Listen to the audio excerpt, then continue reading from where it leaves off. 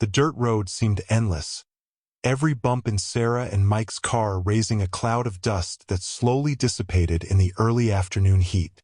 When the farm finally appeared on the horizon, surrounded by vast fields and a dense forest in the background, Sarah breathed a sigh of relief. "Much bigger than I imagined," she commented, looking at the weathered barn and the main house, a wooden construction that looked like it had weathered decades of storms. Mike smiled as he parked. "This is where I spent many summers as a child. It'll be nice to bring it back to life." As they got out of the car, a warm wind blew, rocking an old rusty swing hanging from the porch. Sarah frowned as she noticed the precarious state of the place. Despite its potential, everything looked worn, as if time had been cruel to the farm. While they were unloading the suitcases, a neighbor appeared from a narrow path between the fields. He was a gentleman with a wrinkled face and a straw hat, who walked slowly with the help of a walking stick. "Welcome back," he said, his voice hoarse. "You're John's sons, aren't you?" "Yes," replied Mike, holding out his hand. "I'm Mike. And this is my wife, Sarah." The neighbor looked at Sarah with an expression that bordered on concern. "It's good to have people around again. But a word of warning. Stay out of the woods after dark. And if you see any red balloons, ignore them." Sarah exchanged a confused glance with Mike. "Balloons?" The old man shook his head, refusing to explain further. "Just be careful," he muttered before walking away. The rest of the afternoon was spent cleaning the house and exploring the grounds. The interior of the house had a rustic charm, but was covered in dust and cobwebs. Sarah found an old sewing machine in the attic, while Mike tinkered with the barn, checking that it was still stable. "There's not enough power to turn on the heater," said Mike as he returned to the house. "I'll see if I can fix it tomorrow." As they prepared dinner, the sun began to set. The orange sky painted a beautiful backdrop, but as night fell, Sarah began to notice the absolute silence around them. There was no sound of crickets or frogs, just the creak of the old swing in the yard, rocking alone in the light wind. "Mike, listen to this," she called, peering out of the window. Mike approached, and together they watched the swing, swaying as if someone were sitting on it. "It must be the wind," he said, trying to sound unconcerned. "Let's go to bed. Tomorrow's a busy day." Sarah nodded, but as she closed the curtain, an uneasy feeling came over her. It was only the first day, and something about the farm seemed wrong. The next morning, Sarah woke up to the first rays of sunlight flooding into her room. The distant chirping of birds was the only sound around. While Mike was still sound asleep, she went downstairs to make coffee and explore the house further. The kitchen had old furniture, with bare wooden cupboards and a wall clock that had been stopped for a long time. As she rummaged through a drawer full of old papers, something caught her eye. A small bundle of yellowed pages covered in children's drawings. Sarah looked through the drawings. They all showed a smiling clown, surrounded by red balloons. Some of the figures were crude, scribbled as if in haste, but what made her uneasy was the clown's smile.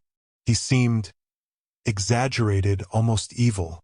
"How strange," she muttered, feeling a shiver run down her spine. Shortly afterwards, Mike came into the kitchen, stretching. "Morning. Did you sleep well?" "More or less," replied Sarah, putting the drawings on the table. "I found these in a drawer. Do you remember any children who lived here before?" Mike looked at the papers and shrugged. "Not that I know of. Maybe they belonged to an old visitor." Before she could answer, a loud sound came from outside, like something banging against the barn door. Mike frowned and picked up a screwdriver from the counter. "I'll see what that is." "Wait, I'll go with you," said Sarah. But he was already leaving. In the yard, the wind blew lightly. The swing was still, but something new was there. a red balloon attached to the barn door. It floated lightly, attached by a white line, swaying almost provocatively. Mike looked around, searching for a clue. It must be a bad joke. Maybe some kid in the neighborhood. Do you think it's a coincidence after what the neighbor said yesterday? Sarah asked, crossing her arms. Without answering, Mike popped the balloon. The sound reverberated in the stillness of the morning. After a moment, he pushed open the barn door and went inside, but everything looked normal. Just bales of straw, rusty tools, and the old smell of damp wood. Back in the house, Sarah continued cleaning the rooms. Every corner she searched, she felt as if something was out of place. Objects that seemed to have been moved, light footprints in the accumulated dust. Later, while cleaning the master bedroom, she noticed something peculiar. A red balloon attached to the foot of the bed. She stepped back, her heart racing. She called out for Mike, but he was out tinkering with the house's electrical system. Nervous, she decided to pop the balloon, but as she got closer, she noticed a small note attached to the wire. "Do you want to play with me?" The words were written in a childish, irregular handwriting. When Mike returned, Sarah told him what she had found. He tried to calm her down, saying that it was probably a prank played on her by local teenagers. You know how it is, small-town, curious neighbors. They must have heard we were here. But Sarah wasn't convinced. That doesn't explain the drawings or what we were hearing last night. Tension hung in the air as the sun set again. The house, as silent as the day before, seemed to be waiting for something. As night fell, the sounds returned. First, the creaking of the swing, then heavy footsteps in the attic, as if someone was moving around. Mike decided to investigate, despite Sarah's protests. He climbed the stairs slowly, a flashlight trembling in his hand. The attic was empty, but something made him freeze. In the far corner, there was a red balloon floating, almost touching the ceiling. "This is already going too far," he muttered, popping the balloon with the flashlight. Sarah was waiting for him at the foot of the stairs. "So, what did you find?" "One more balloon," he replied, avoiding looking directly at her. "Just one more balloon." They went to bed with all the lights on that night, but sleep seemed impossible. With every crack of the old wood in the house, Sarah held her breath. She knew, deep down, that this was only the beginning. The next morning, tension still hung in the air. Sarah was preparing the coffee while looking out of the window, watching the swing that insisted on moving even in the absence of wind. "This farm is toying with us," she said aloud, more to herself than to Mike, who was just entering the kitchen. "I'm going to take a closer look at the barn today," he announced. "There's something strange going on, and I want to find out what it is." Sarah hesitated. "Do you think it's safe? After last night?" "It's probably nothing," Mike replied, but his expression showed that he was just as uneasy as she was. A short while later, Mike crossed the yard, with Sarah watching from the window. He entered the barn with a flashlight and a makeshift iron bar. The space inside was gloomy, with bales of straw stacked in dark corners and beams of light coming through holes in the roof. Soon, something caught his eye. Small, dirty handprints on the walls. Some were fresh, others older, but all had the same impression of childish fingers. He passed the flashlight slowly around the place, the beam illuminating rusty tools and objects left behind. Then he saw something that made him stop. Leaning against a pile of hay was a large, dusty mirror. As he got closer, he noticed that the glass was cracked, but still reflected his image. However, something was wrong. In the reflection behind him, there was a clown. Mike turned around instantly, but there was no one there. The barn was empty, except for the echo of his rapid breathing. He tried to control his panic, telling himself it was just a trick of the light or the dust. Meanwhile, Sarah was restless. Time passed and Mike didn't return. She decided to go after him. As she entered the barn, she immediately smelt damp wood and something else, sweet, almost cloying. "Mike," she called, her voice trembling. He appeared from the back, lantern still lit. I'm fine, he said, but his tone didn't reassure her. I need to show you something. Mike led Sarah to an area he had discovered. There was a wooden door hidden under a layer of straw, leading to a secret cellar. Are you sure about this? Asked Sarah, but he was already opening the door. The basement was small and stuffy, with a low ceiling that made Mike bend down to enter. The flashlight illuminated old boxes and toys scattered on the floor. Many of them were broken or covered in dust, but what caught Sarah's eye were the shriveled balloons that filled the corners of the space. That's weird, said Mike, looking around. He picked up one of the toys, a wooden horse, but quickly put it down when he noticed that there was something scribbled on it. A drawing of a smiling clown. On the floor, more messages began to appear. Words like play, run, and tired were scrawled in red chalk, always accompanied by grotesque drawings. Then they heard it. A low laugh, coming from somewhere in the barn. Let's get out of here, said Sarah, pulling Mike by the hand. Back in the yard, the wind seemed stronger, and the swing moved frantically. Mike closed the barn door tightly, but as he turned towards the house, they both froze. There were red balloons attached to the porch, forming a grotesque arch over the main entrance.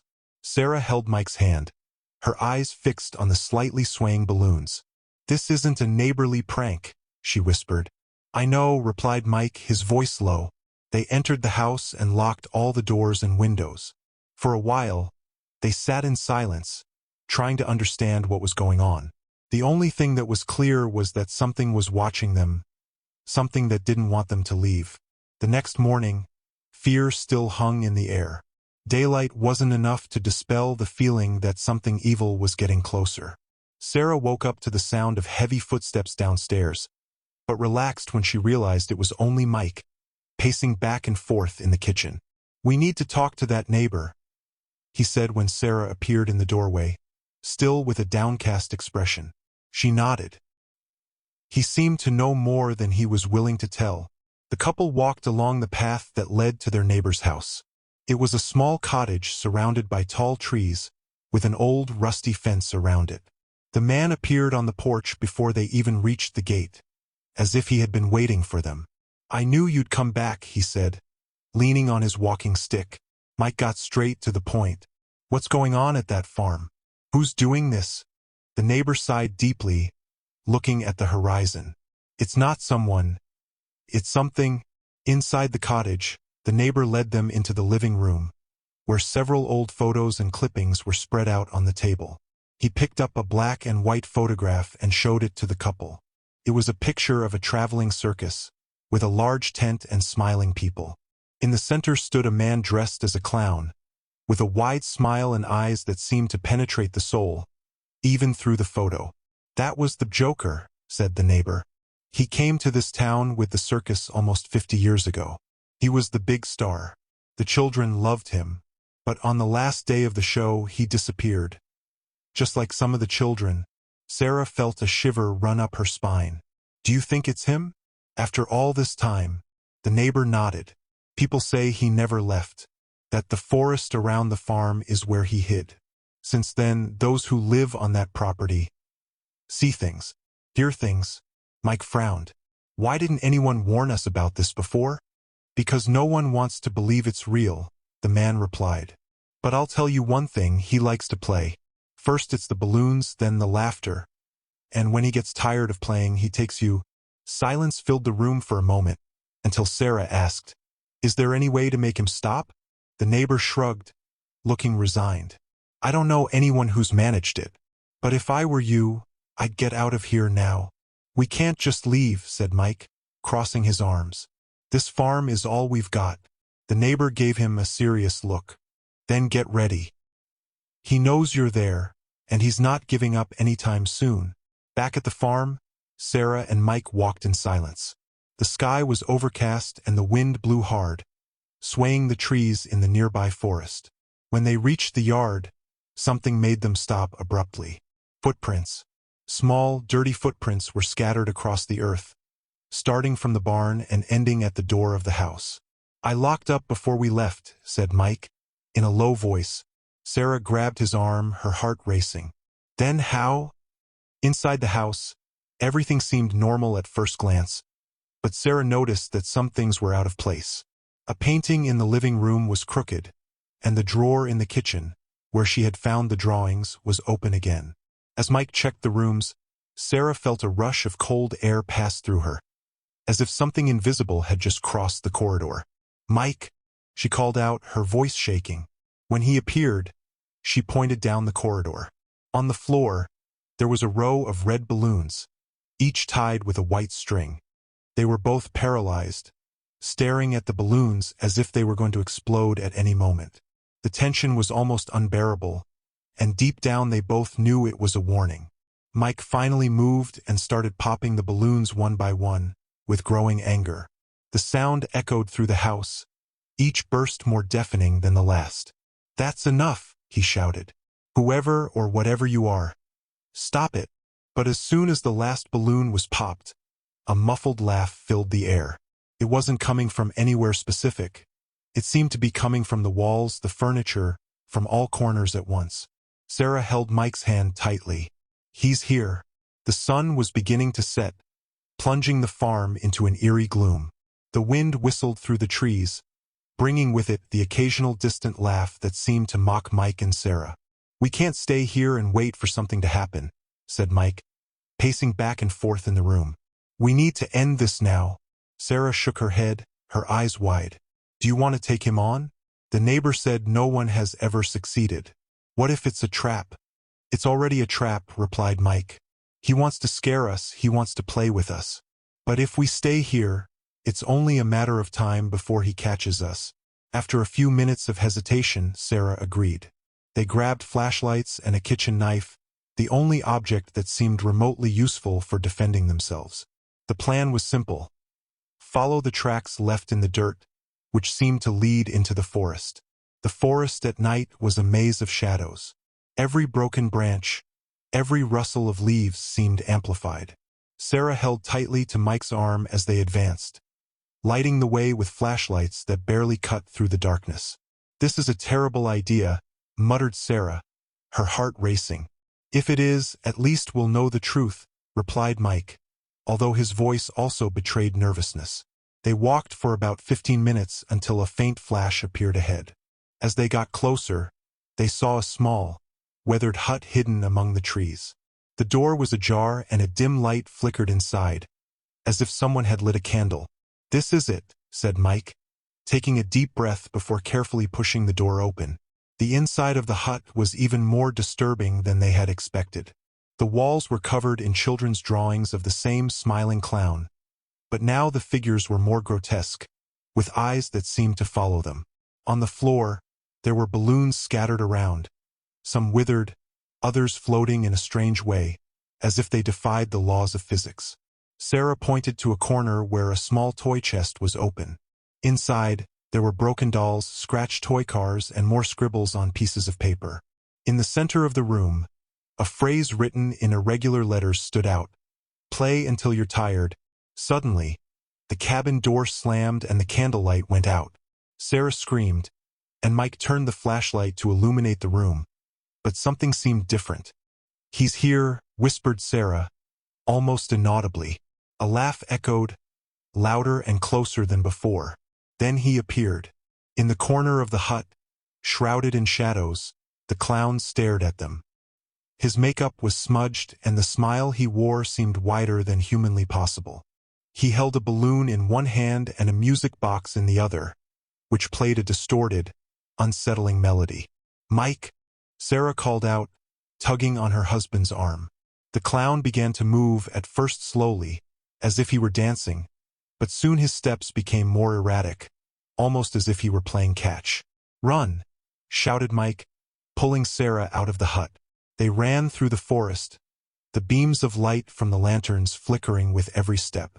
They could hear the laughter of the clown following them, sometimes far away, sometimes almost beside them, although they never saw him directly.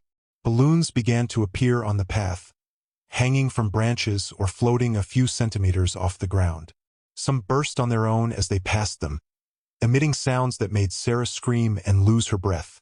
"We're going where he wants us to go," Sarah shouted, but Mike didn't stop. Finally, they spotted the light of the house in the distance. The sight gave them a surge of hope, and they ran even faster. But when they reached the yard, something brought them to an abrupt halt. In the center of the yard, there was a figure tied to the swing. It was a doll, dressed like a clown, with a frozen smile on its face and a red balloon tied to its wrist. Mike approached cautiously, while Sarah stayed behind, watching in terror. When she looked closely, she saw that the doll wasn't just any mannequin. Its clothes seemed to have been made from hastily sewn pieces of fabric, and its face, although immobile, seemed alive. Suddenly, the balloon burst, and the laughter echoed again, this time coming from the house. "He's surrounding us," said Sarah, almost crying. Mike held her hand. "Let's not give up. Let's find out what he wants." With hesitant steps, they entered the house, but what they found inside made their hearts stop. Personal items that had disappeared were now scattered around the kitchen table. Mike's watch, Sarah's bracelet, and even a photo they had kept in their bedroom were there, organized as if someone had made a collection.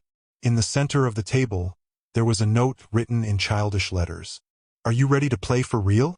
Mike stood motionless, staring at the note. Sarah, next to him, could hardly breathe. The silence inside the house was oppressive, as if every sound had been sucked out by the fear that hung in the air. "He's testing us," Mike muttered, still holding the note. Sarah approached the table, looking at the items laid out. Each one was a memento, something that had belonged to them but had disappeared over the last few days. Her bracelet, which she hadn't seen since the first night on the farm. Mike's watch, missing since the previous morning. "And how did he get it?" she asked, her voice trembling. Mike shook his head, unable to answer. He opened the nearest drawer and took out a knife, holding it steady as he looked around. "Whatever it is, it's still here." Suddenly, the light began to flicker. The sound of slow footsteps echoed upstairs, followed by the laughter that had already become familiar, a grotesque mixture of childish glee and sinister menace. Sarah grabbed Mike's arm. "We need to get out of here. We can't run forever," he said. "If we leave now, he'll follow us." The footsteps upstairs intensified, as if someone was running from one side to the other. Then a loud crash came from the attic, causing the ceiling to shake slightly. "To the attic," said Mike, his voice firm despite the terror evident on his face. Sarah hesitated, but didn't argue. Together, they climbed the stairs carefully, each step creaking under their feet. The attic door was ajar, and a dim light leaked through it, although no lamps had been lit there before. The attic was empty, but full of signs that something had been there. Withered balloons were scattered on the floor, and a rocking chair in the corner moved slightly, as if someone had just gotten out of it. In the center of the room, there was a video camera on a tripod pointed directly at them. Mike walked over to the camera and pressed the button to display the recorded content. The screen flashed and the video began to play. It was a recording of them, of Sarah and Mike walking around the house, sleeping, talking, all filmed from a close point of view, as if someone had been by their side the whole time. "This isn't possible," Sarah whispered, tears streaming down her face. In the video, there were moments when balloons appeared out of nowhere. At others, a quick reflection showed the clown standing up, looking directly at the camera, his smile frozen. Suddenly, the camera switched off, and the laughter returned, this time deafening, filling the space around them. Before they could react, the attic door slammed shut, locking them in. "Mike!" Sarah shouted, pulling on the handle, but it was no use. The lights flickered violently, and then he appeared. The clown was standing in the middle of the attic, holding a balloon that seemed to be pulsating, as if it were alive. His smile seemed even bigger and his eyes shone with a strange light. Mike stepped forward, raising his knife, but the clown disappeared before he could reach him. "He's joking," said Sarah, her eyes searching frantically for any sign of him. Suddenly, the attic was completely dark. Only the dim light of the balloon illuminated the space. They heard the sound of something being dragged, followed by more laughter. "Don't you want to play?" a childish voice asked, echoing through the room. "Leave us alone," shouted Sarah. The light came back on full force, blinding them momentarily. When their eyes adjusted, they realized they were alone. The clown had disappeared again, but the attic door was open. Mike and Sarah ran downstairs, ignoring the sounds that continued to echo around them. When they reached the living room, they realized that the items on the table had disappeared, as if they had never been there. "Enough," said Mike, panting. "Let's go. Now." They ran to the car, but as they got closer, they realized that all the tires were slashed. "He won't let us," Sarah said, looking around in awe. Mike held her by the shoulders. "We need to escape through the forest. It's our only chance." They ran towards the path that led into the forest, but when they reached the entrance, they stopped abruptly. The clown was there, holding several balloons. He watched them in silence, his disturbing smile never faltering. Mike stepped forward, but the clown released the balloons, which floated towards him, bursting one by one. Each explosion brought a deafening sound, leaving them stunned. When they opened their eyes, the clown had disappeared again. The next day, a local farmer found the house abandoned. There was no sign of Mike or Sarah, just a single red balloon attached to the swing. On the porch, a note hung. "Another prank completed.